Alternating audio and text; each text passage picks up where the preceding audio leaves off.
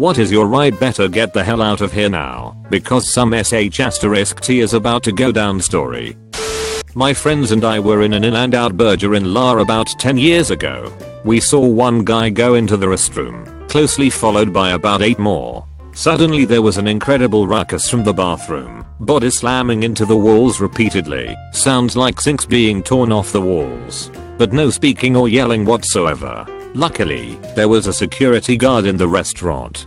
He listened for a moment, stood up, and then jogged to his car and drove away. Needless to say, we didn't stick around to see what was going on in there, but it couldn't have been good. I was doing charity work in high school, just outside of a smaller mountain city in Guatemala, Jalapa. We took one afternoon off to head into the city and check out the markets and whatnot. Riding around the city in the bed of pickups trucks, about 15 of us, extremely common there, we noticed that there wasn't much activity and a lot of the shops were closed. A local who recognized our organization started yelling when we drove by and flagged us down, so we stopped. He was in the middle of setting up a roadblock and basically told us to get the fuck out of the city as fast as possible. Reason being, there was a big protest/riot planned for that day against Canadian mining operations taking advantage of the surrounding regions.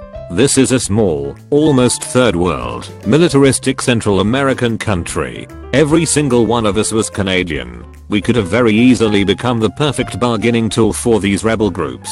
Needless to say, we got out of there as quick as humanly possible. I was at this open-air nightclub in Montezuma, Costa Rica. The group I was traveling with went to bed, so I was at the bar by myself, drinking Imperial, and taking in the scene. I was really drunk. The bar was packed, and loud and hot and humid. The crowd consisted of young local guys with their girlfriends, stray dogs walking around the dancer floor, and a group of high school girls, American or Canadian, with 2 older male chaperones, in their mid-30s/early 40s. The high school girls were all dancing with the 2 teachers and were taking turns making out with them in a strange and systematic manner, almost like they were brainwashed. The 2 teachers were having the time of their lives, glancing at each other with huge grins on their faces between makeout sessions with the underage girls. I'm totally engrossed in their group dynamic when suddenly a military truck full of police officers with assault rifles pulls up to the bar and swarms in. All the young Costa Ricans take off running in all directions. The bar had no walls, so it emptied pretty fast. The high school's girls and their teachers ran away too. The cops sprint out of the bar, following the Costa Rican guys into the darkness. I remained glued to my bar stool, beer in hand, mouth agape, brow furrowed. By the time I realized I better get the fuck out of here, it was already over. I sat there alone. Just me, my beer, and a couple stray dogs. I was at Red Rocks Amphitheater in Colorado for an ass show. I left the concert early to grab something out of my car. On the way, I passed a suspicious looking individual, who moments later fired off a shotgun into the air. I sprinted all the way to my car. It turns out this maniac was trying to kill one of the openers, Schoolboy Q. Nobody was hurt, and it barely even made the news, but a lot of people could have died if he made it inside the concert. I was driving back to school after Thanksgiving break in the rain about 8 years ago, and as I pass by an exit I see a pickup coming down the entrance ramp next to me really fast, like recklessly fast. I think to myself I better get ahead of this guy so I don't have to deal with merging with him, so I put my foot on the gas. About 10 seconds later I look in my rearview mirror to see the pickup about 100 foot behind me spinning across all 4 lanes. Then a semi which was trying to swerve to avoid him collides and smashes him straight into the barrier as it turns fully sideways across the highway. Huge bang sound as the pickup basically disintegrated. I had to pull over at the next rest stop just to calm down. Raider 9 a preseason game. I got free tickets, so I brought my girlfriend with me since she had never been to a football game. Game was at Candlestick Park, which is in the ghetto in SF. Game was rowdy from the start with fights breaking out all over the stadium. I made a point to not drink because I wanted to have my wits about me the whole time. It got so crazy that we left early, and as we were leaving, a bunch of cops and ambulances were headed towards the stadium. We got out of the city and my bro started texting me asking if I was okay cause there were shootings. Never felt so uncomfortable at a sporting event in my life. Front stage for Lamb of God, I think maybe 2012ish. Suddenly people started leaving before the next song. What I didn't realize at the time was I was in the middle of a world record attempt at the largest wall of death at a festival. I haven't noped any harder than that, I don't think. I was doing a semester abroad in London. At the time there were concerns about bombings on the underground trains. During our orientation one of our guides mentioned that if you ever heard the voice on the underground pass system ask for Inspector Sands, that was code to alert the underground staff that there was some kind of emergency without panicking the riders. One night, after class, I stopped at a restaurant. It was a McDonald's. Sue me, and the cashier forgot my order, causing my meal to be delayed. Once I got my food and finished eating, I headed to the nearest tube station to board a train home. And heard, playing on repeat, "Will Inspector Sands report to the office?" or something similar.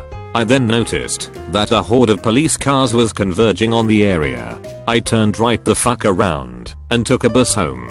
Turns out it wasn't a bombing. Someone had pushed someone else onto the tracks in front of a train.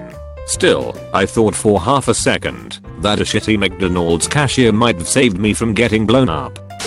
I was visiting Belgium with my dad a couple of years back. I love arcades and found one in Oostend where we were staying.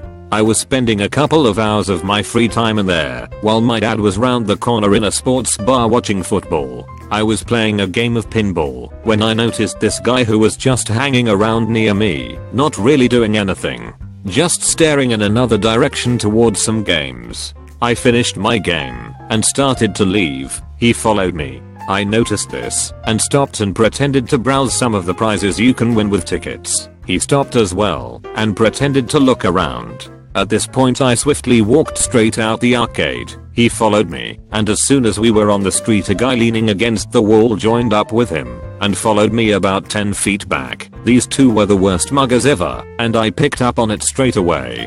They were obviously thinking I was going to walk home if I was local and even lived there, and wait until we got out of the city center to try something. I went round the bend at the end of the road and straight into the sports bar where my dad was. They didn't follow me in and just kept walking past. I breathed a sigh of relief and enjoyed the rest of my evening. This is more of a row shit. I should have gotten the fuck out of here, but still. I was at a party senior year of high school, one of those big ones where you gotta pay $5 to get in. Hundreds of people, etc. Me and my friends are standing in the backyard, smoking joints and taking bumps out of the end of a poly, etc. Just jetting fucked up and having a grand old time. All of a sudden, there's this massive smashing sound from the house. The French door flies open and about 50 people spill out, screaming at each other and fighting. I learned later that it was a gang fight between a group of Mexican guys and a group of black guys. Someone grabbed the wrong ass or something, and shit went south real quick. Before I continue, let me explain just who I was. 5'10" white kid who went to a private school and had never been in a fight that lasted more than a few punches. Now I'm in a small riot, and everyone around me is either screaming and panicking, or fighting fists, smashed bottles, knives, etc. Thankfully no guns were pulled. I'm standing in the middle of a literally bloody gang fight and it's fucking terrifying. Luckily, I was with my friend who we called Bigger. He was this dude named Aaron who stood at about 6 feet 6 inches and a solid 280 lbs. Massive Linebacker type. As soon as the fighting reached us, he grabbed my arm, pulled me behind him, and said, "Hold on to my shoulder, dude." Then he just started marching through the crowd to the gate. This motherfucker was shoving people left and right, parting the sea of violence like fucking Moses. I held on for dear life and followed him all the way out. He 100% saved my ass. That was by far and away the scariest situation I've ever been in.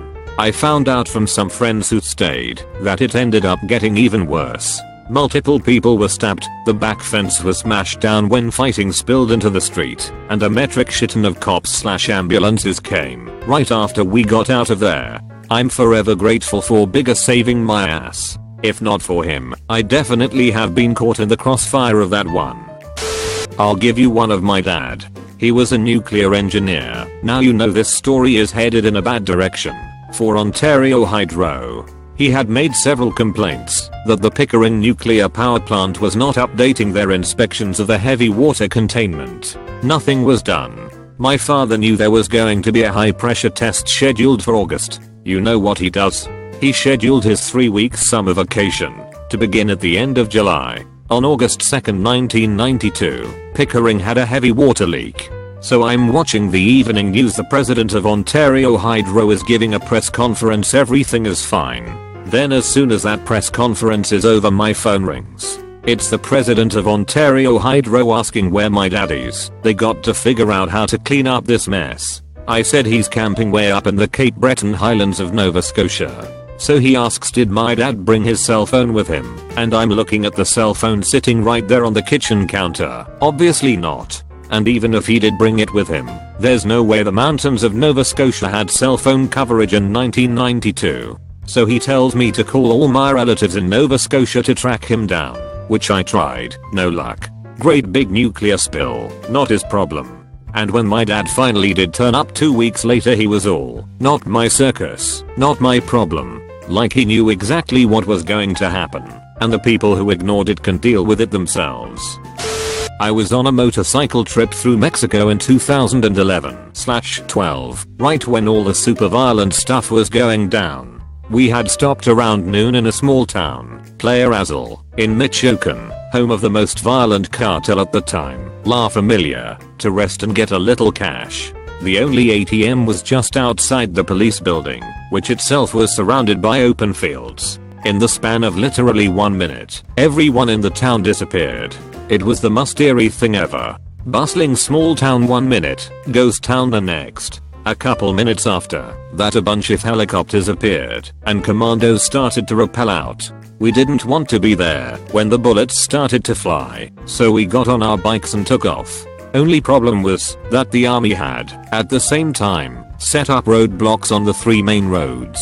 Luckily, they saw we were terrified gringos and immediately waved us through. We were the only people they let through, from what I saw. Obviously they were trying to capture some big drug lord, but I never did find out the whole story.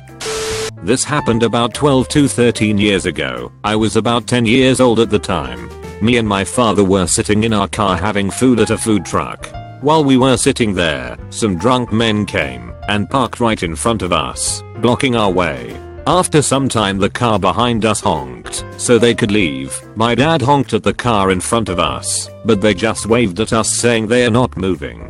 My dad went out and told this to the car behind us. Those were 2 young men as well. They went and asked him to move. Drunk men again gave some vulgar sign and told them to fuck off. This dude straight up punched the window, breaking it. Drunk men came out to fight, while my dad just picked me up and walked away from the scene.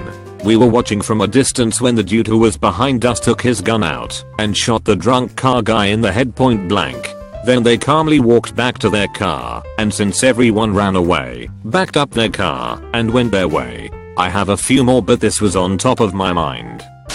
Was leaving a bush party with a friend. To do this, we had to climb a really steep hill. Not too tough, because there were little trees growing out of it to grasp. About halfway up, we see flashlights and someone yelled cops. My friend and I turned around and went down. I saw 2 kids rolling down the hill hitting trees. By the time we got to the bottom, I decided I should get the fuck out of there, but will not. Gave my friend a beer and he ran off. I laid down with my beer in some long grass and didn't move. They never found me, and I heard them laughing, saying things like, haha, this shit is what I signed up for. Eventually I fell asleep, and I woke up hours later and walked home.